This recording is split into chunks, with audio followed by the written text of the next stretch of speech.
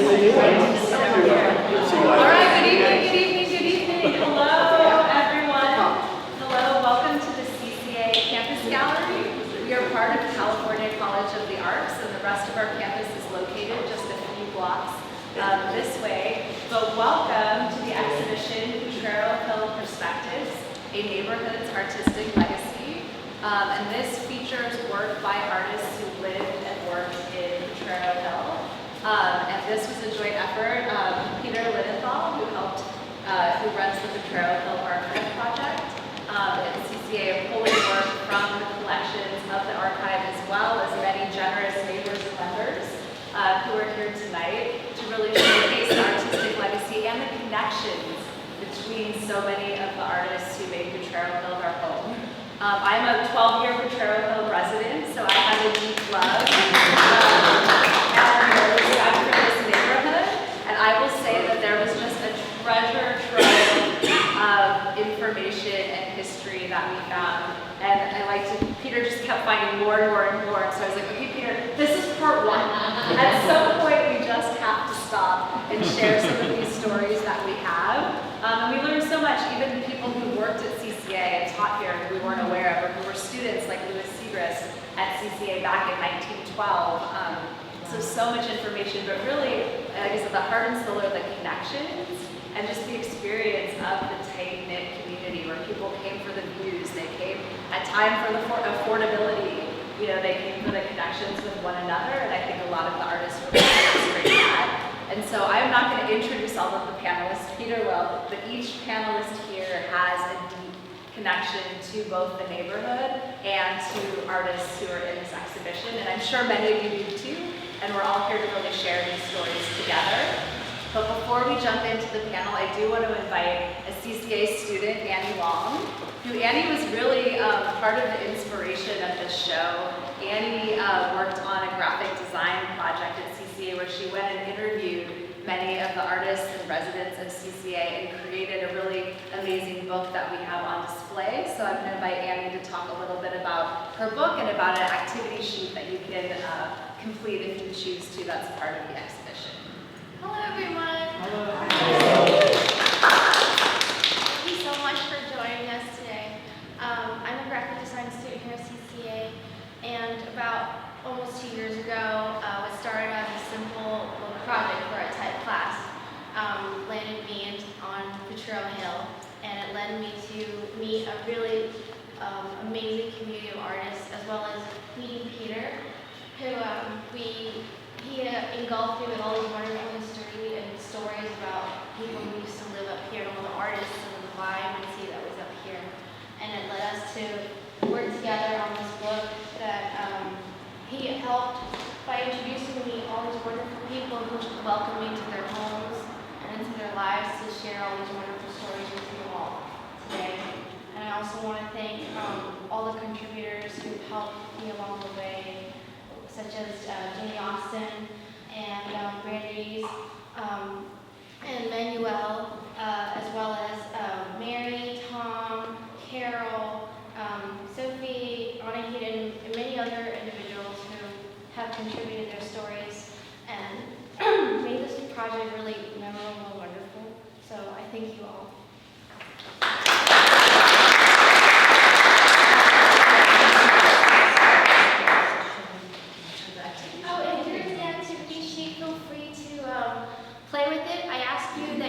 Look through your window, check out your neighborhood, and see what kind of artwork you can make out of your neighborhood through the views of your living room.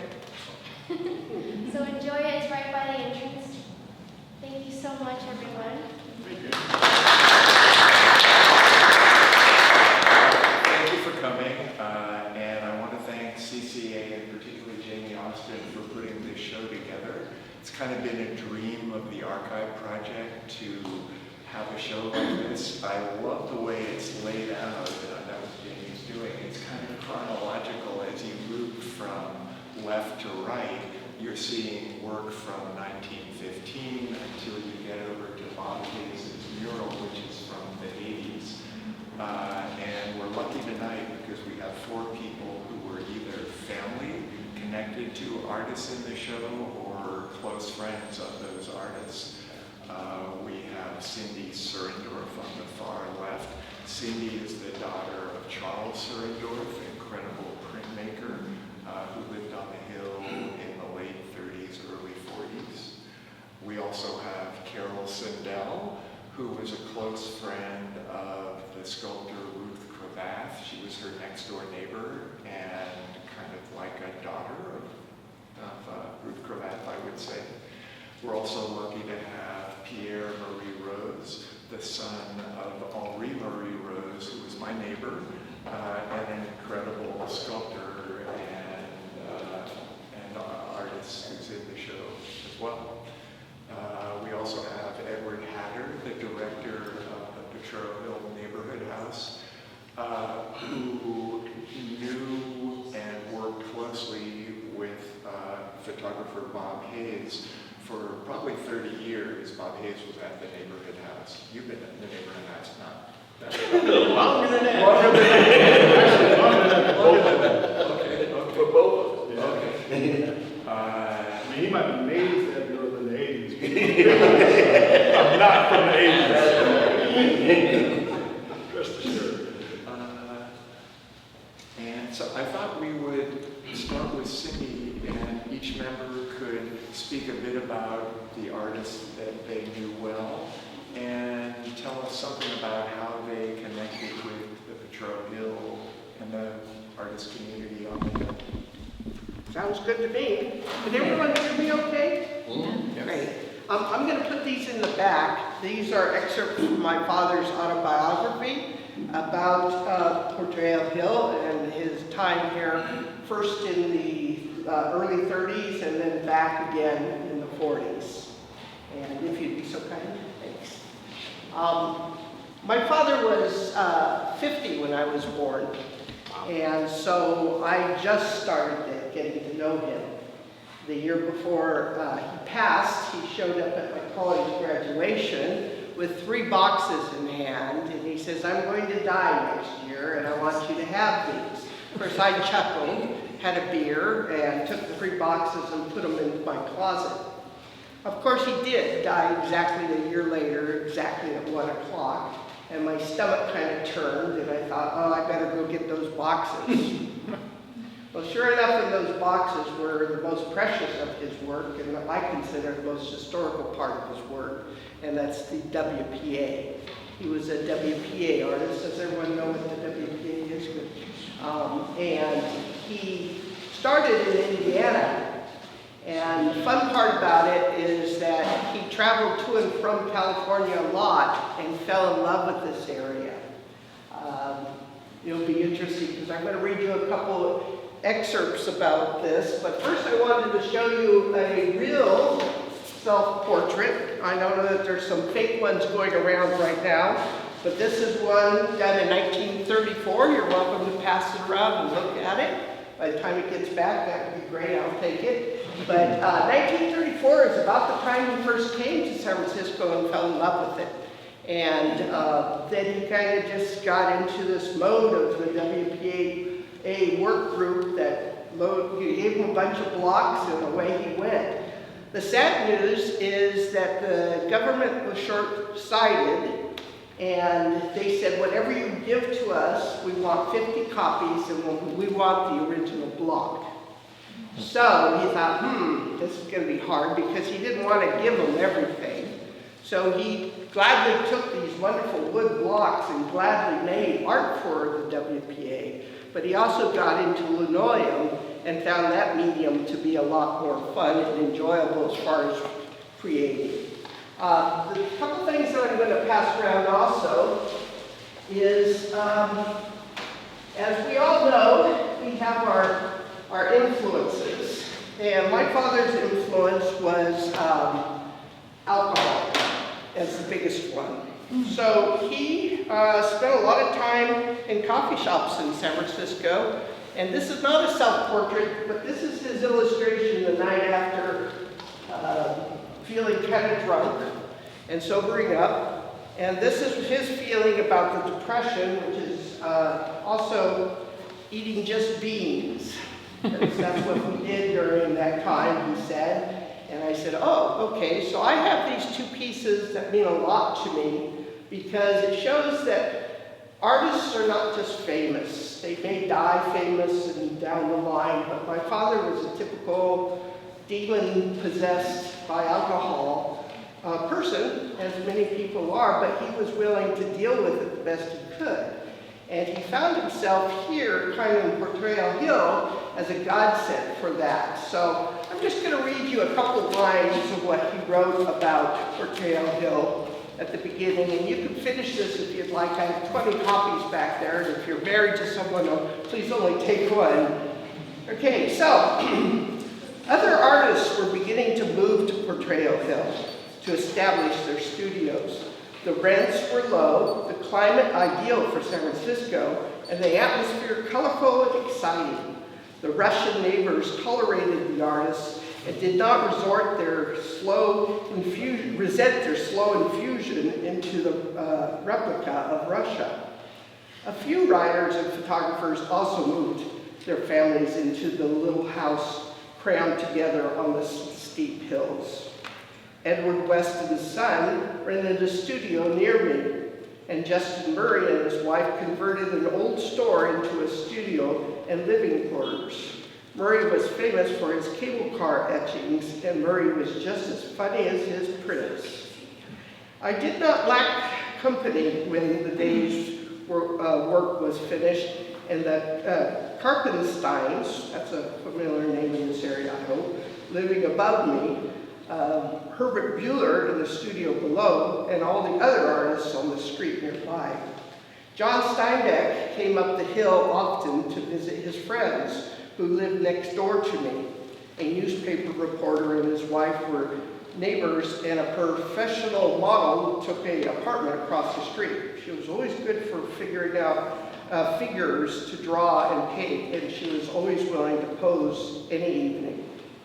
My work and my interest-seeking neighbors saved me and helped me forget the drink that drives me downtown, and I began to relish the sensation of being sober for a long stretch. Steinbeck liked my etchings and wanted to use them in his black and whites for a book he was writing. However, his publisher had different ideas. I was not too keen on the ideas of getting into the illustration field, although the block prints lend themselves perfectly to books. Now then my father, does this thing here, and he loves women, and he had a girlfriend, Ethel, and he decided he liked another girl and ran off to Tahiti with her, and thus ended his first stint here in Potrero Hill. But when he came back, he met a woman named Natalia and married her and had a child, my half-sister Tamara Carla. And the funny part about that is he ended up buying a house here, and it was, let me see if I can start it in a fun place, because Natalia was a social worker and didn't like my father's drinking, so my father decided to drink more, which is always a problem. And my father started dreaming about running off to a place he discovered in 1936 called Columbia, California, which is up in the foothills of the Sierra Nevadas. Unfortunately, though, Natalia didn't want to raise a child there. She was a social worker here working in the Russian district, and decided that they were going to, after buying this house, which is illustrated right here on this corner one, that he was going to give her the house and head off to Columbia. So I believe my sister and her mom lived there for 10 years. I don't have the exact amount of time, but I do know that my father took off and turned around and said, oh, by the way, the people told me that this house was cursed, so good luck. And his last comment you'll read about is, I had been one predominating desire to move to Columbia and paint. The curse began to subtly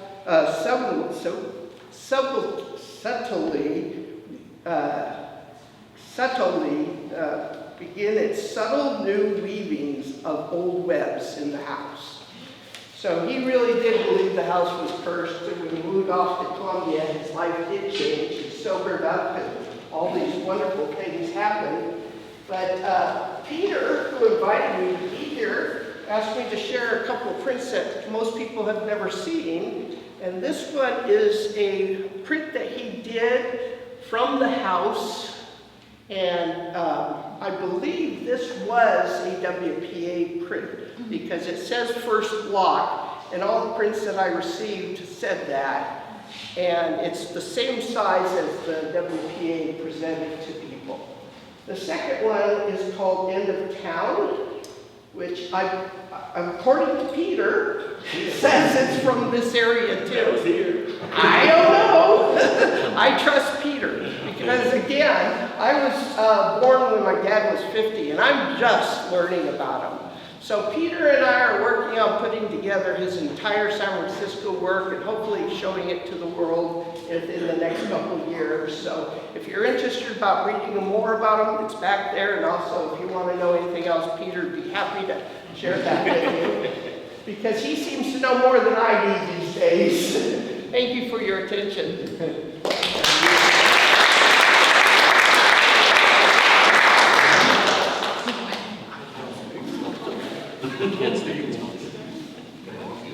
Carol, can you tell us about Ruth Cravath?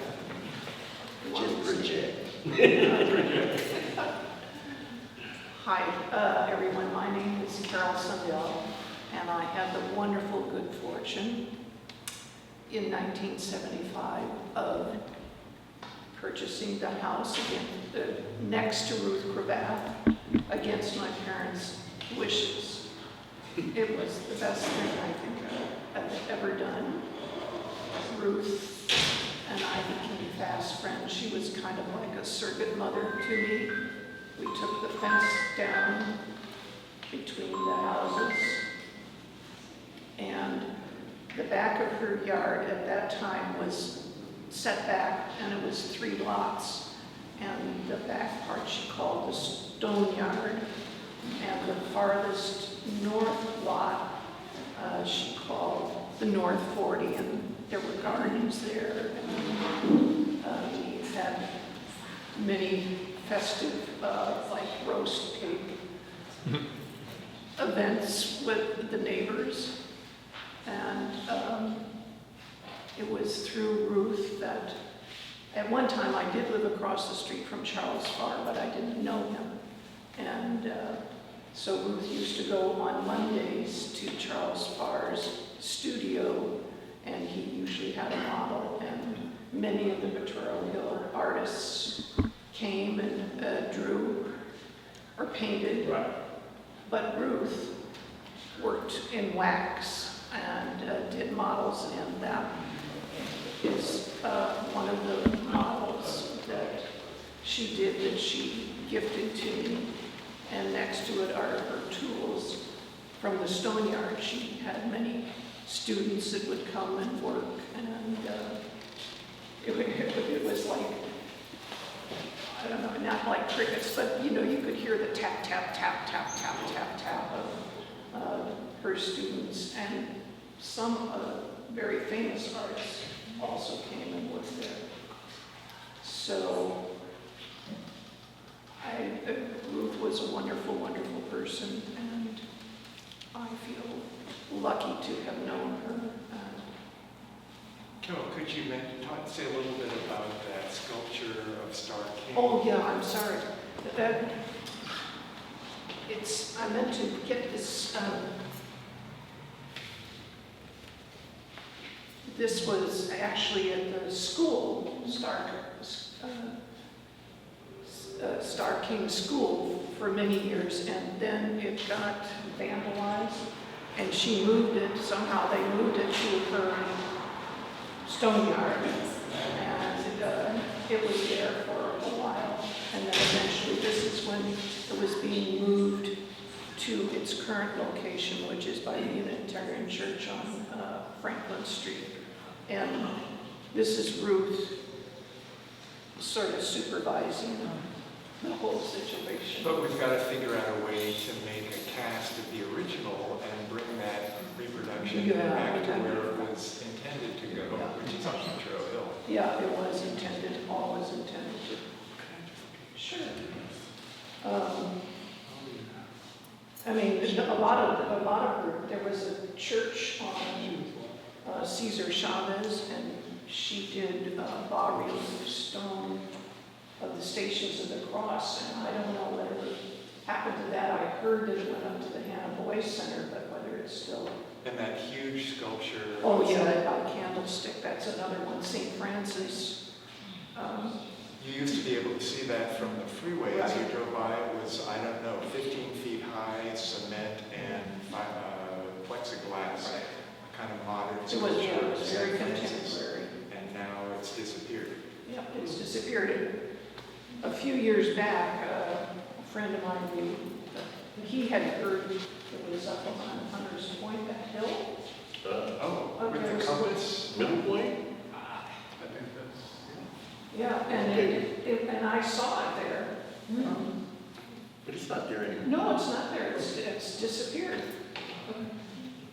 So, Let's find it. yeah, let's find it. Let's find it. Treasure hunt. Yeah. So that's my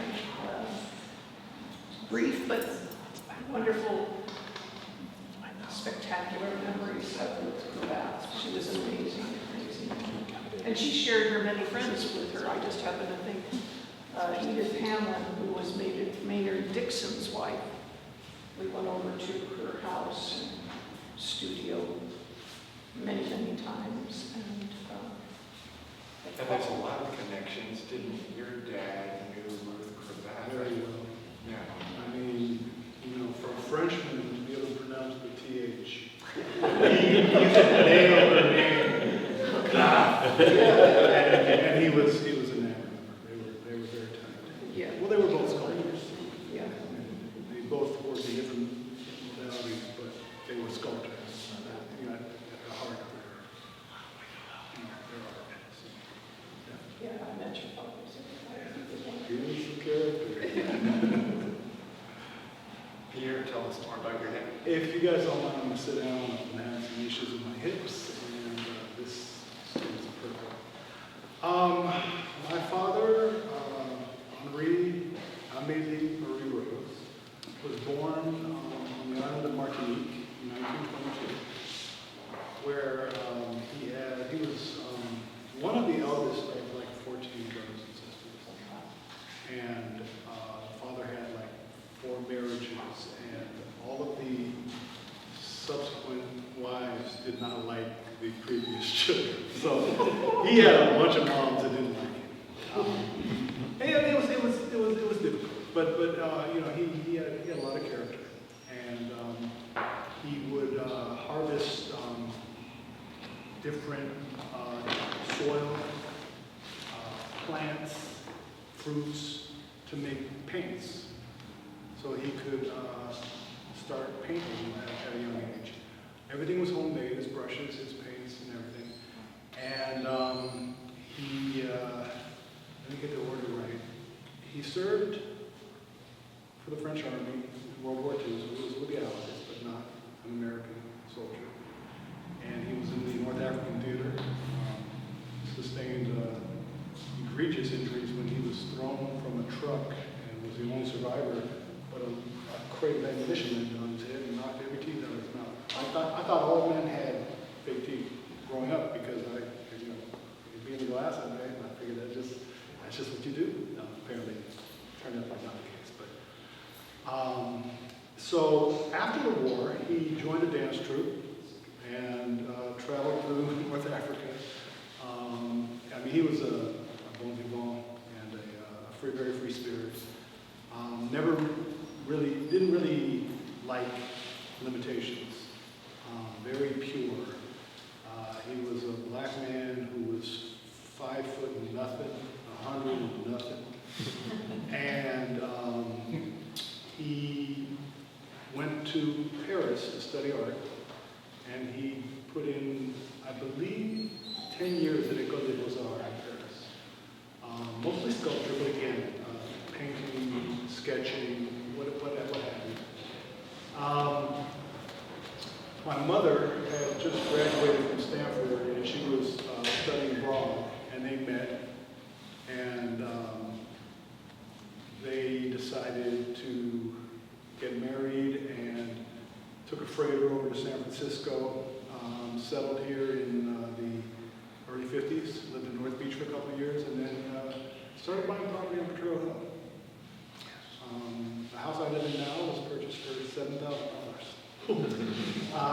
Yeah, it was a different time. And there was a significant artist community. This is subsequent to your father's era, but it was always the same. I mean, I used to clean Charles Surendorf's backyard. He paid me more than it was worth, but I appreciated it. And Ruth was always part of that crew. And I mean, there were a number of them. Some I knew better than others, but they were very tight-knit crew. So he, like I said, he would paint, he would sketch, but mostly sculpture. He would carve stone. He would mold lead, but his main medium was metal, and he would weld. He used a blowtorch. So it was kind of unique in that way. And I really, part of my heart just aches when I hear about these disappearing sculptures, because many of my father's sculptures were, because they were metal, they were easy to steal, flip, and sell for scrap. And you give these pieces to public agencies that are supposed to curate them, and instead they allow them to either become ignored, disappear, overgrown, some combination of the above. And very, very painful, but life's short.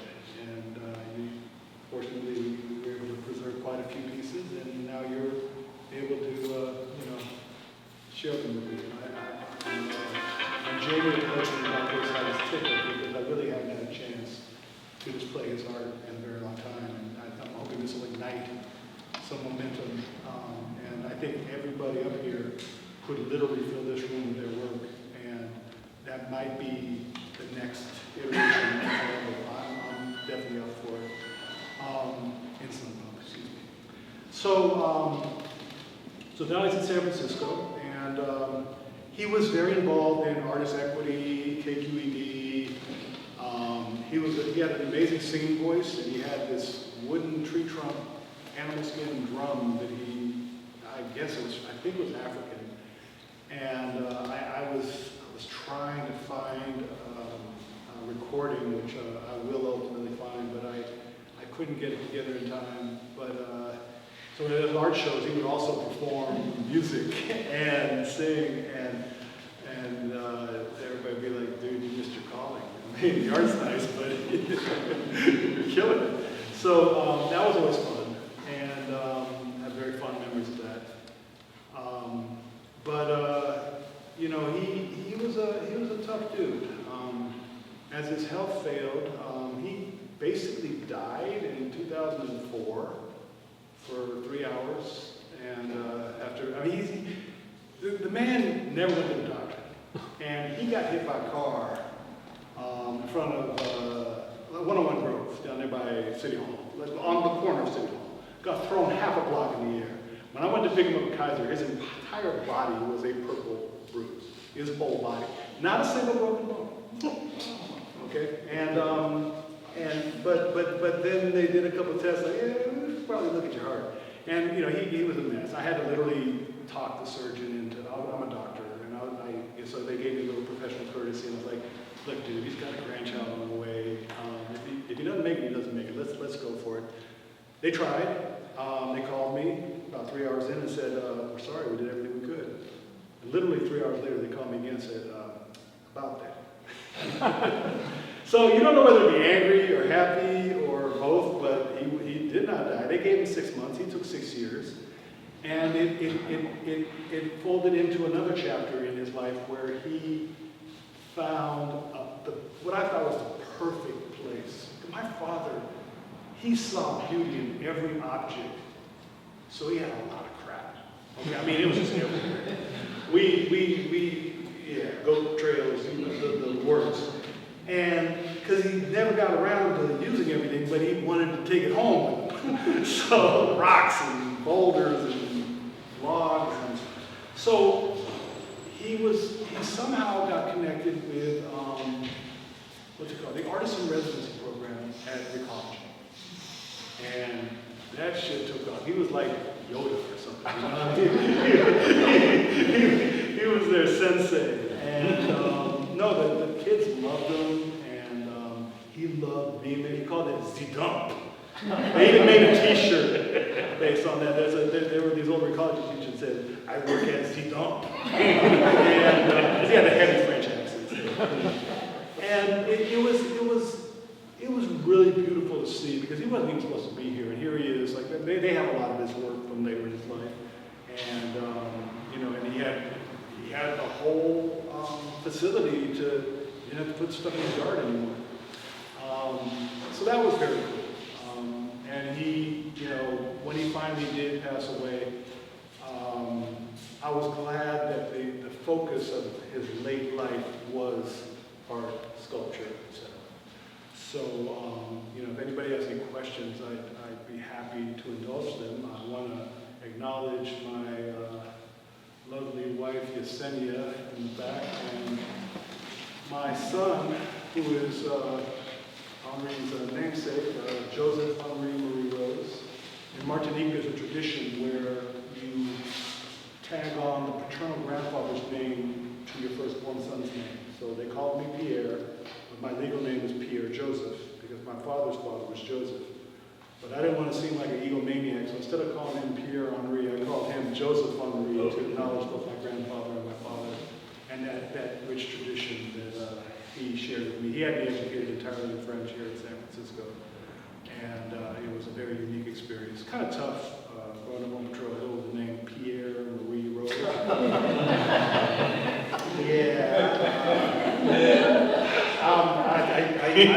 tell Edward about the time the kids wedged my legs under the cyclone fence at the neighborhood house and took turns kicking me in the mouth. He wasn't even there yet. But it was an amazing place to grow up, an amazing place to live. My son is third generation Arkansas Street, and we're very proud of that. So they will take me off this hill feet first, and I never wanted to be anywhere else.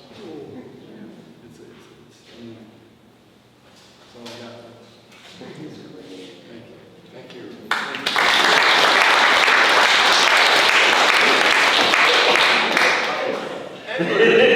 Edward, tell us about Bob. I will. Before you do, Yes. I have a question. Yeah, I was wondering, is any of his sculptures still in the Recology area? Yes. And I think they sent some of this stuff to San Francisco Airport as well, so you can see some of it there. But there's a lot of it. They have a sculpture garden. They really should call it his sculpture garden, but because it's mostly his stuff. But yes, it is there. You can see it. And I just kind of lead into Edward.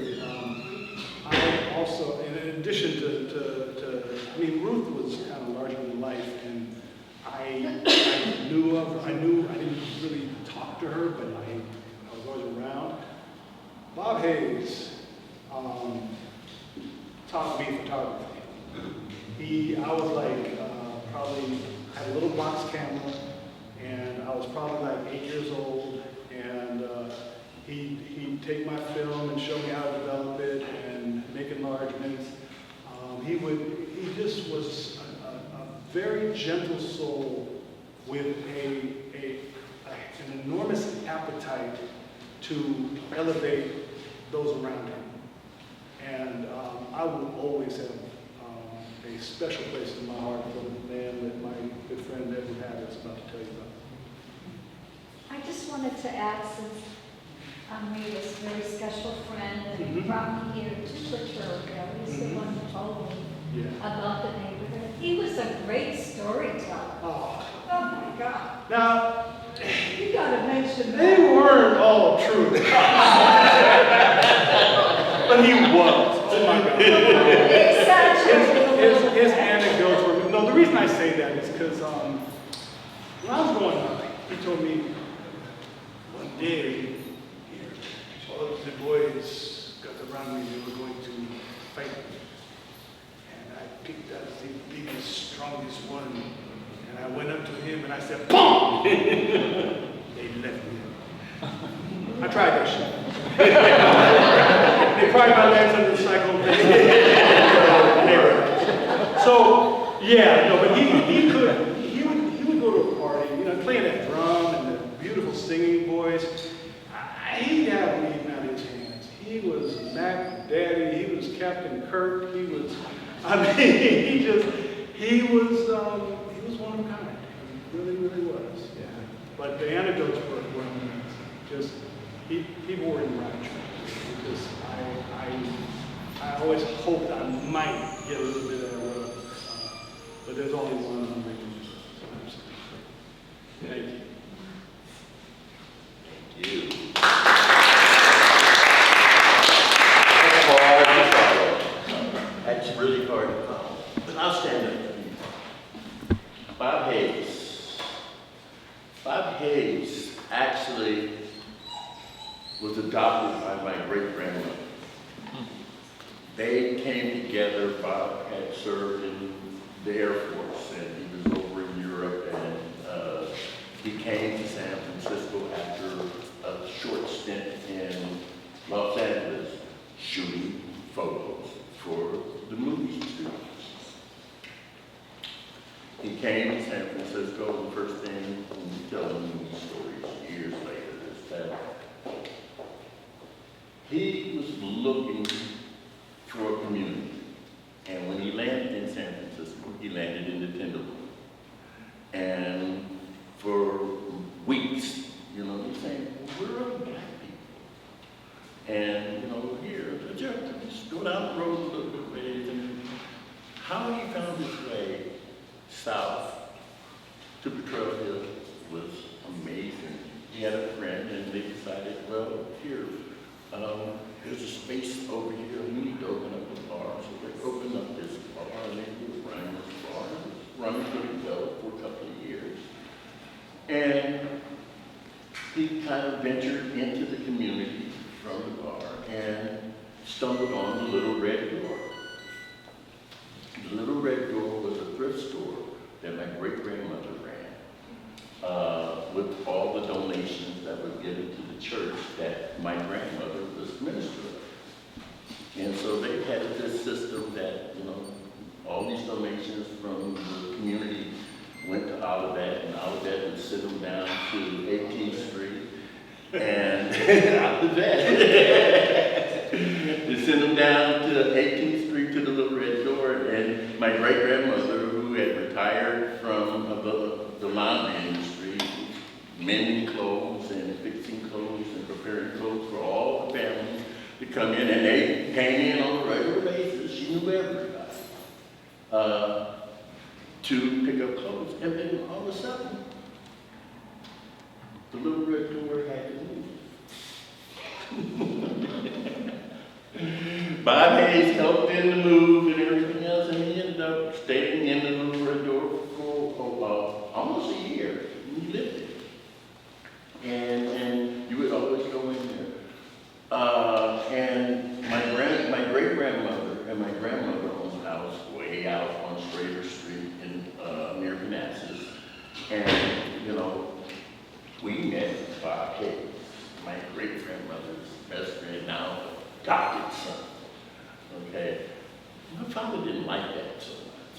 Right? It was, I don't know, kind of it was a tight friendship, but it was kind of a little jealousy going on in that too, because Bob Hayes decided, Ryan, you got 4 boys. They're all great, but this one's special.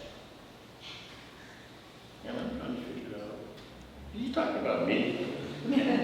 Yes, he was. And that photo lab was the magnet for many of the kids. Many of the kids my age, my generation, that's their fondest memories. It's spending hours after hours in Bob Hayes' photo lab with these antique chemicals. They're so old, you know, in the fixer, you had to shake just to make it work. To make it work, all right? But it worked, okay? The paper some of it was brown, and some of it didn't work. But, you know, he's just hustling up and getting donations for that. But as the years went by, Bob Hayes and Enola became tighter and tighter, and then in 1972, Enola was asked to run the neighborhood house. And she turned it down. She and Bob Hayes had many, many conversations after that. And Bob Hayes said, well, you know, you're running your ministry out of all of that, and things are going well, but we could do so much more at the neighborhood house. So she finally relented and accepted the position as executive director at the neighborhood house. Bob Hayes came along as a #1 chief bottle washer, janitor, painter, window washer, anything that was necessary, Bob Hayes would do. My voice is a little deep, but Bob Hayes' voice is a whisper. Okay? The dulcet tones Of Bob Hayes. It was like when he talked, you had to listen because it was so quiet. And I've never, in 50 years, I've seen him excited, but the voice never went further than #2 on the Oscar scale. And he would take pictures, and Ruth and Joe got together and they wanted to start a community newspaper, which born the Ruth Passon. Ruth Passon. Ruth Passon and Joe Passon. I figured, I'm looking at so many papers, I figured most of you guys know these people already. All right? But they started the paper. And Bob Hayes and Lester and Kieran and all of these folks are coming together to volunteer to put together this newspaper. And they were using the old block set and all this other stuff. I'm saying, this is a very slow process together. They would spend like almost a week putting the paper together at the end of every month. And Bob Hayes would be Enola's driver. Taking Enola was a meeting junkie. Okay, she went to civil rights meetings, she went to city hall meetings, she went to human rights meetings, she went to probation meetings, any meeting, all the meetings, she was going to a meeting every night. And Bob Hayes would be right there alongside the camera hanging from his neck, shooting his picture. There was a phrase that went around the neighborhood for probably the last 50 years. Bob Hayes, take my picture. Bob Hayes, take my picture. Every young person in the community was ready to pose when Bob Hayes came around. And he would take the picture. Sometimes you wouldn't see that picture ever. Okay? And sometimes here you could come down to the lab and help develop that picture. And so sometimes there wasn't any film in the camera. Sometimes he had to work on a budget, okay? But he did this work where he was taking snapshots constantly. And it was like, I like that, I want to do that too. And so my father got me a camera. And here I'm going around and I'm taking pictures everywhere. But I didn't know how much work it was going to turn out to be, because not only was Bob Hayes getting demanded that they take a picture, now I started to get demanded, take my picture. And here I'm taking pictures, finish up a roll, and let's go down to the lab and develop it. You know, and we would be down in the lab developing photos for hours. And Enola decided she wanted to run for supervisor. Bob Hayes, she was still living on Schrader Street, but right the year before, we had changed to district elections. And so Bob Hayes tells us, well, you know, if you want to run and represent Potrero Hill, you're going to have to move to Potrero. She tried. And we had Ray Cicerone and Ray Cicerone, remember old Ray? Was it realtor? The realtor, yeah.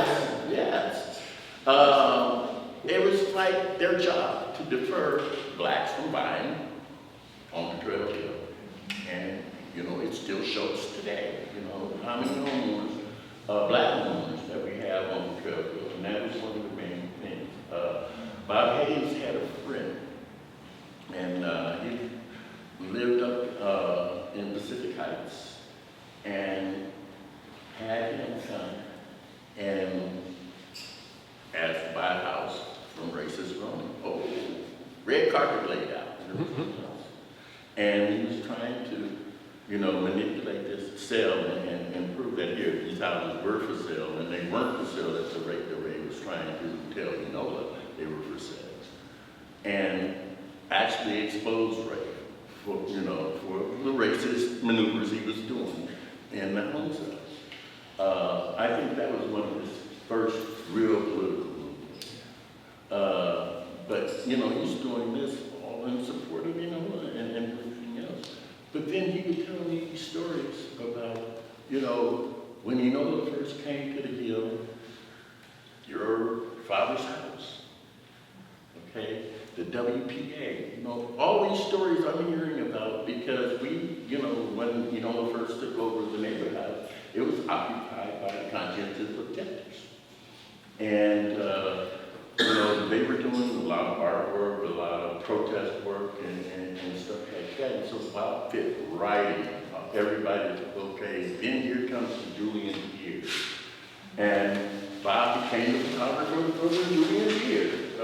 All the plays that were coming on and everything, it seemed like Bob was always at it. And for a while, he lived in it. There was a classroom downstairs off of the gym. He converted it to his bedroom. And he actually lived there for a year. But he always lived close to the gym. And moved all the way across the street. I still remember walking down Southern Heights at night and you'd hear a voice, yeah, is that you? Whispering. He would literally like just hang out by his window and wait for somebody new to come by and carry on a conversation. Bob was a socialite, okay?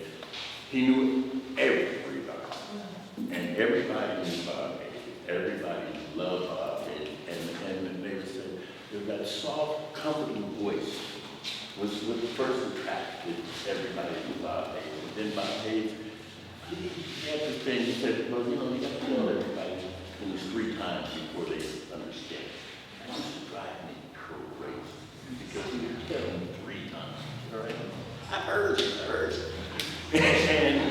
And growing up and looking at that, he says, well, you know, you're going to have to, you know, start paying attention because we have to run the neighborhood. Oh, no, I don't have anything to do with that. And one of Bob Hayes' closest friends, Al Meadows, told me the story about your father's house because he and his wife had looked at it and wanted to purchase it. But then they had went and did a tour of it and said, oh, it just needed so much work that they wanted to get the service quarters across the street. And they looked into that and they said, well, it's going to cost us too much to convert it into a single-family home. So they ended up buying a house over in the Berkeley Hills. And Al made a joke of it all the time. Yeah, we gave up the houses on Potrero Hill because they were just cost too much to put in. This one's sliding down the hill. And the story went was, here, the house is sliding down the hill, but it'll be here long enough for the grandkids to have to do the repairs on it. And actually, that's the way it happened. And so I look at Bob Hayes, I look at the mural that's here. Bob Hayes did a lot of murals because he figured out real quick, that's how you get a lot of pictures out in front of his audience without having to, you know, frame each one of them and everything else. So you get murals, and some of the murals had made statements. I look at like the photo of OJ, and Pierre just reminded me, you know, here, the Tree Sweet commercial. That's when that photo was taken. And OJ, you know, he won the Heisman, he's playing, he just came to the 49ers. And he's coming up on the hill back home to do a commercial. But were you the only kid from the neighborhood that got into the commercial? They filmed the commercial at the rec center, and John Greenberg, the director, who was another patron saint of Potrero Hill, he said, hey, can you maybe get some of the local kids to at least read for the commercial? They had a bunch of very clean-cut white children cast in the commercial, and they said, what, you got a light-skinned kid? So John calls me, and I read, I didn't get it, but I mean, even then, it was not, it was going against the grain.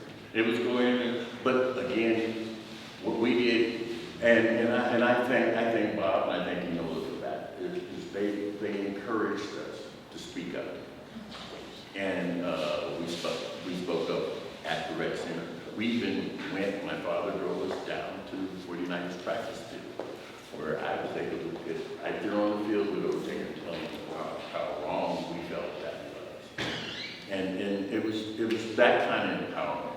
Let's not forget, this is the man who said, I'm black, I'm Ocho. That's true. And but it was that kind of empowerment that Bob Hayes wanted to instill in all of us, you know. And he had groups of kids, and it was like, here, the photo lab is full, we can't take it anymore, and you know they're waiting at the door trying to get into the photo lab because that's where all the fun is. And how's all the fun in here, and you can't even see anybody. All right? Red lights in there, and that's all you can see. But we took pictures, and he took pictures of all the activities, the political hardships, all the visitors to the neighborhood house and the neighborhood. And, you know, one day I said, okay, I knew they were down. I just didn't know how to. And so I ventured down into the basement of the neighborhood. And we were cleaning up, and I found these crates of negatives and proof sheets. Thousands. I pulled out a couple of crates, and pulled out a couple of more, pulled out, okay, now this is way too many for us to deal with. So I called Peter. Now Peter had told me, I'll help you archive them, and okay. So I'm pulling out all of these photos, and he said, wait a minute, this is too many for us to archive it. So we contacted CCA. And CCA came by and they took a look at what we had. I hadn't even started upstairs. And we pulled out all these crates of proof sheets and things like that. And we had a couple of old tattered murals. And we talked and we said, well, it would be great to put on a show of, you know, this work, Bob Hayes' work, and some of the other artists around the neighborhood, which brought on this perspective. And looking at Bob Hayes' photos, looking at the murals, looking at the times, there was a lot of movement, a lot of action going on. You know, I looked at, there was one that had Moscone and Diane Feinstein and everything there, and of course, you know, shellacking them down quite often and everything else, and Bob would capture all of that in film. And so I pulled out even more from the theater. And so when I heard coming in today, but this is just the first perspective. We got a long way to go. We got a long way to go. And just here, I was thinking, while we're sitting here, I was thinking about how many artists and the different styles of artists that have lived on Potrero Hill. The artist lofts that were created as, you know, live work lofts for artists. Arts were one of the focal points of Potrero Hill. And being able to capture it, having so many folks really get into photography and have a love for photography from one person who's just spreading, you know, his love, his gift, his encouragement to everyone around him. And you know, I really appreciated all the years I had with Bob. because, you know, he was more than just Uncle Bob Hayes. He was Father Bob Hayes. Okay? And my father and Bob Hayes, they were like brothers. And everything, but when it came, it was a tug of war. And I was so happy to be here. So thank you all. Two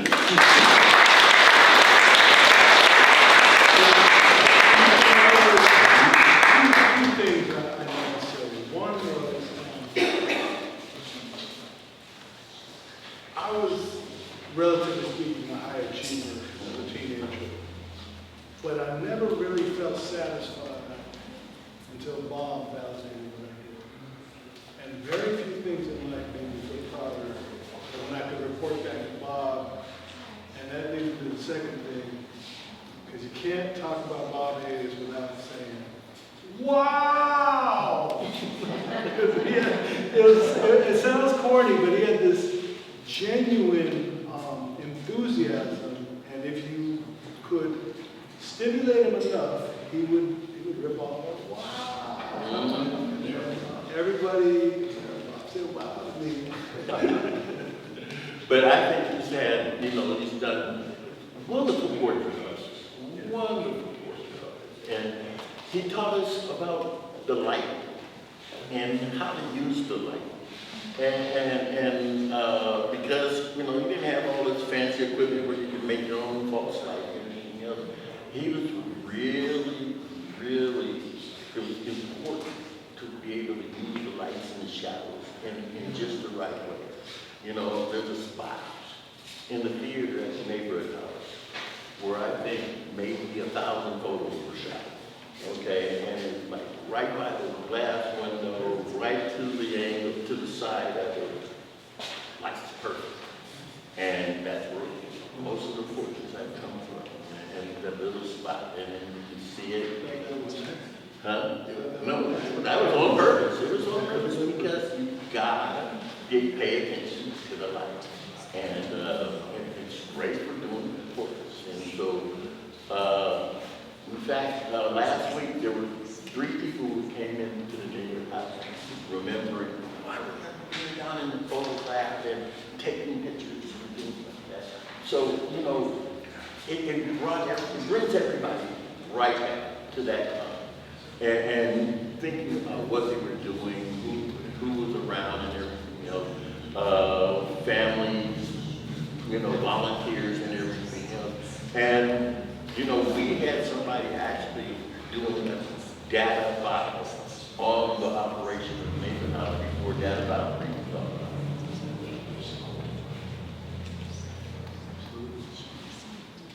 Does anyone have a question for someone on our Okay, I'll say something about Charles Surendorf. I had to take a picture of Pierre because very few actually have Daniel Webster when it was brick. Aha! I remember that. I just wanted to say, it was interesting when Cindy mentioned Brett Weston, that her dad knew. Through this show, and I'm so glad we have this painting, because I think it's just a masterpiece and kind of is the quintessential Potrero Hill painting. A neighbor came up to me and said, Peter, do you know that Brett Weston took a photo that's quite close to Charles Farr's painting? About 30 years before, this painting is like 1959, I think. This is 1939, and it's almost the same view. It just moved a little bit to the north. Anyway, so I just know there's a lot more really cool art from Potrero Hill that we need to find. Minor White, when he began teaching at the Art Institute, he worked on a project that he called City of Surf. And over 4 years, he took 6,000 photos of the city. There was a little show at the California Historical Society of just some of those, but they've never been put together in a book. Bob Hayes' photos have never been put together in a book. There's a lot. Charles Surendorf's prints have never been put together in a really wonderful book. Neither Henri Marie-Rose or Ruth Cravath's work have really been there's a lot of things we could do. I hear a challenge coming. But don't forget to come. History Night is coming up really soon, November 2nd at St. Teresa's Church. And our former supervisor, Sophie Maxwell, Anola's daughter, will be interviewed that night. And so will Patrick Makuakane, who's a master teacher of the hula, and there will be hula that night in the church, so don't miss it. You guys don't even move for History Night? Yeah, I'm sorry. I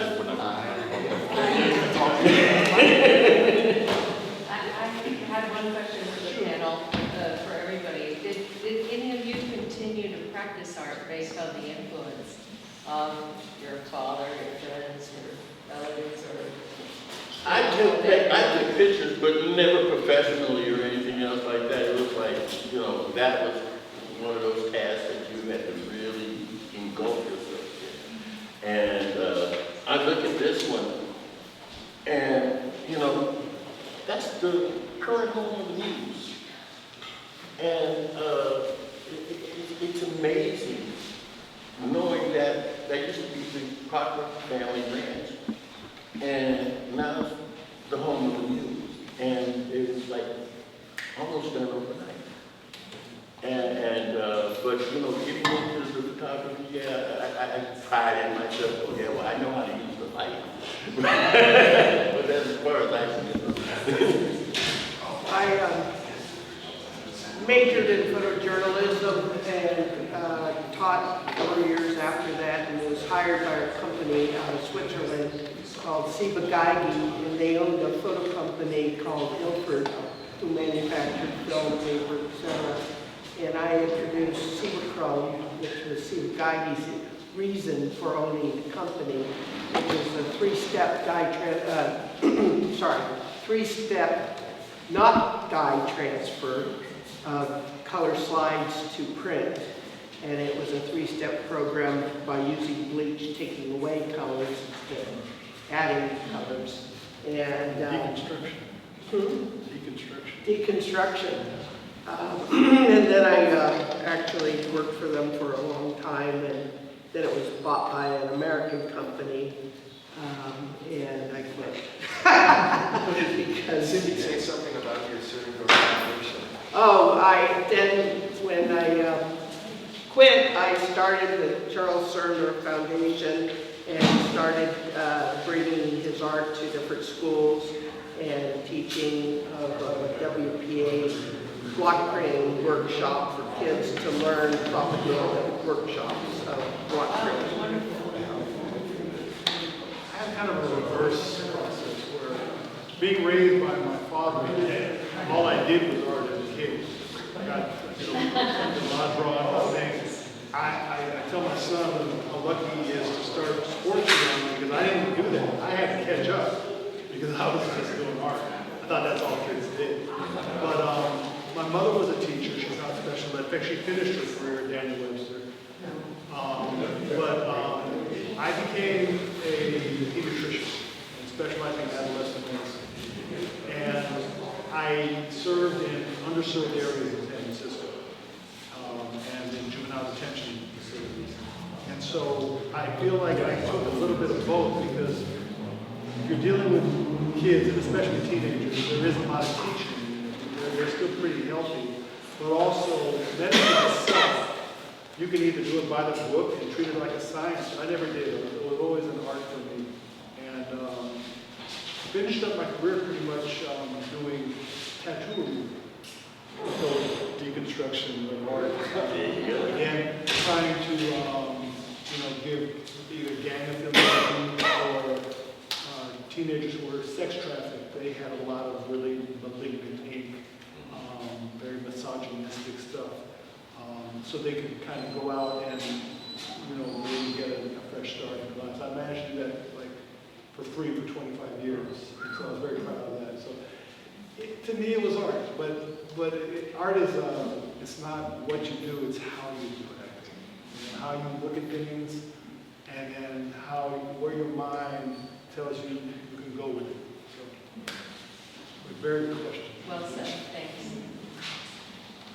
I would like to see a perspective done on Barry McGee, because I remember Twist back in the day, like late 90s, if you guys know Barry McGee, he was actually in the SFO, and he actually graduated from the original AI Art Institute, and I actually saw him speak at CCA, but I don't know, did you guys remember seeing, like, he's actually, some of the stuff they actually did is in Art 21.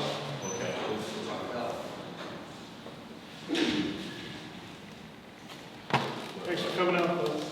I'd just like to say there are still artists in San Francisco, and Yes, there there are are. still artists on Potrero Hill working. And this is the 50th anniversary this year of San Francisco Open Studios, which is run by ArtsBN, which is a nonprofit organization that helps uplift artists and the arts in San Francisco. So this weekend will be the second weekend of Open Studios. I have some guides here. My husband, Manu and I make art on Potrero Hill. We are photographers. We started out in our own little darkroom at home and showing our work out of our home 25 years ago for Open Studios. It's our 25th Open Studios. I'm on the board of Artists Grant trying to help other artists. And we have a studio in Symphony Place in the Bay now. So we'd love if you come out and see our Open Studio. Take advantage of it. And see the other artists. There are about 17 artists showing in our building, which is the weekend of the 4th, 5th, and 6th of October. But this coming weekend, 1890 Bryant and some other locations around the city are going to be open. Lots of food shows this weekend. So please get out and see some art.